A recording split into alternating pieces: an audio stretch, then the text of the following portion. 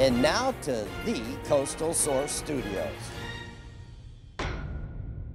Welcome back. Joining us once again this month, as he does every single month, Savannah Metro PD Police Chief Willie Lovett. How are you, sir? Doing wonderful. Thank you very much for joining us. We saw earlier here on Savannah's Most Wanted a story of a cold case, an unsolved homicide out on Montgomery and 34th Street. And the detective I had the opportunity to chat with there expressed a little bit of frustration in a culture that we find, and not only this city, it's every city, where people know something and they don't talk. You've been around this town and the police force for a long time. How prevalent is that? Very prevalent. You know, one of the most frustrating things you can have to go to a homicide or a major crime scene and know probably 20 or 30 people that saw it, yet nobody reports it. Nobody has seen anything. So why do you think that happens? Well, there are a number of reasons. Number one, I think it's the culture in which the people were raised, number one. I think second factor is the retaliation factor. Right. You know, saying that you're going to have to go to court and testify against somebody. And that peer pressure that it puts on them, they don't want to go through that. Right. I could probably sit here and go through 10 or 12 reasons as to why they won't. But more importantly, I think they should understand as the one reason why they should.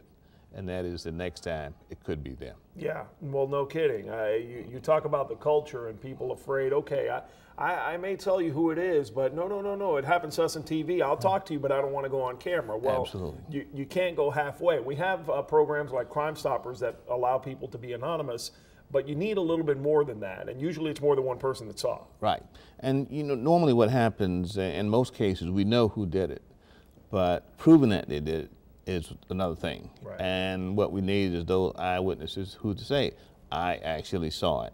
Not call us on the phone. Of course, we'll take that if we can't get anything else. Right. But two, we need the cooperation after the fact. Right. The fear factor, retaliation, yeah, sitting in a courtroom, but also the stigma if you get pegged as the person who was a snitch. Let's call it what a lot of people call it.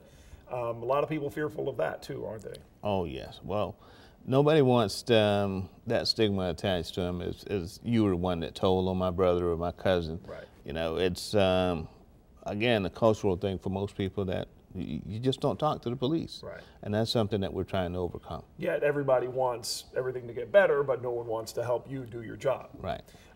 What kinds of things do you do to try to overcome this culture? Well, it's important that when we promise somebody something, that we keep our word.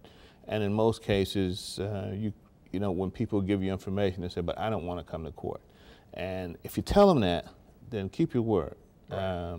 But at the same time, you have to weigh what's going on. What's the likelihood that this person who committed this crime is going to do it again? Right. You know, and there's a lot of issues involved there, but you can't portray someone's trust when you tell them that. So there are a lot of issues confronting us, and what we do is try to be very upfront with them. You know, we may have to use you in court, but if we can keep out of it, we will. Very good, very good. We have something going here. We're soliciting your questions as viewers for the chief, and we will ask him here every month here on Savannah's Most Wanted. We're going to get to one question for the chief here tonight. Chief Lovett, this comes from Stephen Murphy. Chief Lovett, as a former officer and now private citizen, I respectfully ask if you and the city of Savannah would consider using graduates or participants of your Citizens Academy to start a new program aimed at youth in our community. I'm sure that there could be some form of weed and seed monies that could support this somehow. Can we as a community be proactively engaged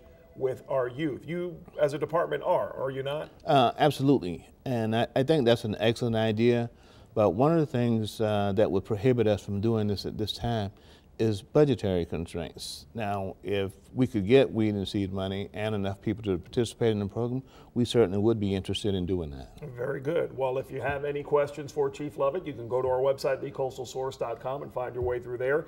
Ask him one, and we'll ask him here next month or in a subsequent month. Chief Lovett, thank you very much for joining us, sir. We'll see you next time. Thank you. Nikki?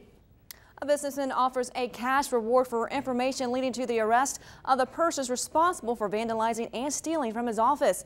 Rick Gilpin says his business construction project specialist has been targeted by thieves twice in less than 3 weeks. Come back here, I'll be ready for you. Architect Rick Gilpin says he's outraged that thieves targeted his business on Gibbon Street twice in less than a month. The first time happened on August 13th. They bent those bars up came in through the window. Once inside, they stole Gilpin's laptop computer, a digital camera, and monitor cable. They came back just several weeks later. Earlier this week, Wednesday morning, came in and I found coffee and creamer all over the front office. As Gilpin took a closer look around, he noticed several things missing, including a desktop computer, printer, and server. He estimates his loss from the two break-ins to have cost him around $10,000. Worst of all, they took a little standalone hard drive which I used to back up and archive my drawings. 8 years worth of work on that hard drive, and it's gone. After those two recent break-ins, Gilpin says he's no longer taking any more chances. I will tell you, I mean, there will be an alarm system in here. In the meantime, Gilpin hopes the same thieves who stole from him are caught so no one else becomes a victim. If something comes of, if somebody has a tip or a lead or heard something, absolutely come forward. I encourage them to do so, and I'll reward them. Now, luckily, Gilpin says he does have insurance to cover his losses. Stay with us. There is still much more to come here on Savannah's Most Wanted. That's right. After the break, we'll introduce you to a team of officers responsible for putting deadbeat parents behind bars, no matter the day or hour. And welcome back. Police need your help tracking down a man who owes more than $8,000 in child support. This is 30-year-old Chad Morris. He weighs about 235 pounds and stands 5'10" in height. Police say his last known address was at Crossgate Road. Police also need your help tracking down John Sullivan. He owes more than $8,000 for 3 of his children. Sullivan weighs about 220 pounds, stands about 6'3" in height. If you know where he may be, you are asked to call CrimeStoppers. An overnight sweep of deadbeat parents in Savannah recently led to at least one arrest. This is Tony Scott. He is charged with failure to pay child support. He was arrested by a group of officers dedicated to putting deadbeat parents behind bars at all hours of the night. Police. Tony, come to the door. It's past midnight and sleeping is the last thing on the minds of these 3 investigators with the Chatham County's Child Support Enforcement Team. They're violating a court order and we have a warrant. We're going to go get them. Knocking on doors when they least expect it, Robert Eddingfield and his crew arrest parents who are far behind in child support payments. Unfortunately, it puts a burden on their families and all that, but then again, they have to do the right thing. Last year, these officers arrested close to 500 people who failed to pay their child support. They come out on nights like these in an effort to catch the people off guard and hopefully at home. They're wondering, first of all, who's knocking on the door at 3 o'clock in the morning. Then they're wondering why the police are there, and then all of a sudden they're, oh yeah, I have a child support warrant. Jamie Gerald says he and his partners often rely on tips to track down these parents. We clear a lot of warrants on average by doing this. Already the officers have made close to 300 arrests this year. However, they say they do this as a last resort before they track down the parents. We seize the tags off their vehicles. We go after their licenses. Eddingfield says while they can't locate every deadbeat parent right away, the law will eventually catch up with them. It's easier if they go ahead and turn themselves in now versus us chasing them down later on. And turning themselves in will also prevent any late-night surprises from these guys. Now, last year, the Chatham County Child Support Office collected more than $9 million from child support violators. Stay with us. We have a few captures to tell you about when we come back.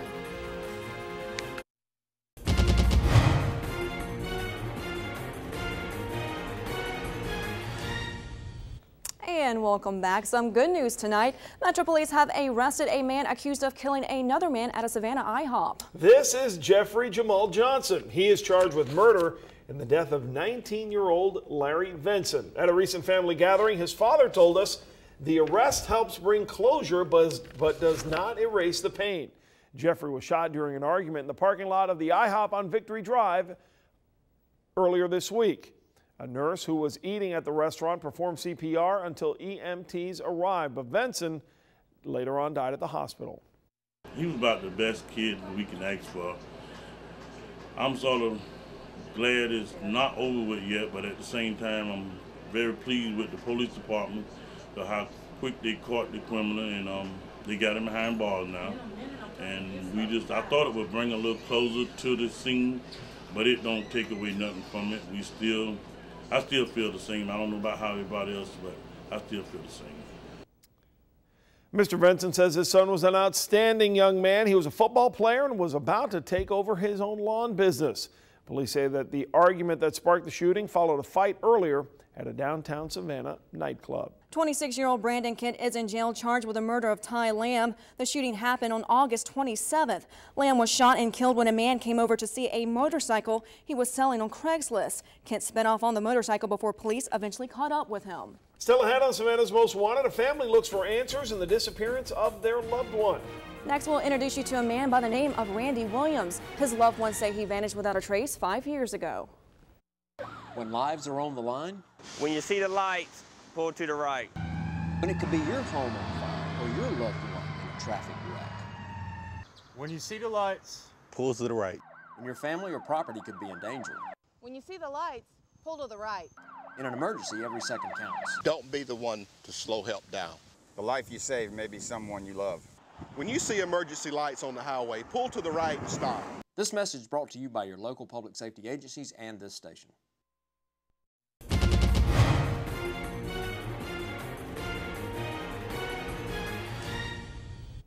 And welcome back. Emotions are running high for a family whose loved one is still missing. 20-year-old Randy Williams hasn't been seen in 5 years. His family desperate for answers.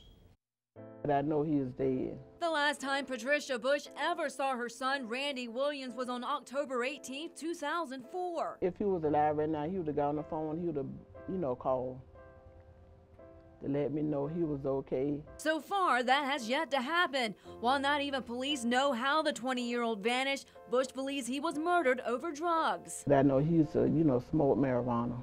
And thinks that it was a drug deal gone bad that led to her son's untimely death. It was word on the street that the guys who did something to him took him on 204 to a motel and beat him and took him in Carolina to an alligator pit. We just want some closure. Lavitria Williams says not knowing what happened to her nephew is beyond difficult. It's just frustrating because, somebody knows something. The case still remains open and detectives are searching for answers into Williams' disappearance. Somebody knows something, but they're just not talking. Now, if you have any information on Randy's disappearance or have any information on other cases featured tonight, as always, contact CrimeStoppers. The number is 912-234-2020. Remember, you can remain anonymous and even qualify for a cash reward. Also, want to remind you to mark your calendars. This episode of Savannah's Most Wanted will be a brand new show on October the 16th at 10 p.m. And don't forget, you can also watch us online at thecoastalsource.com.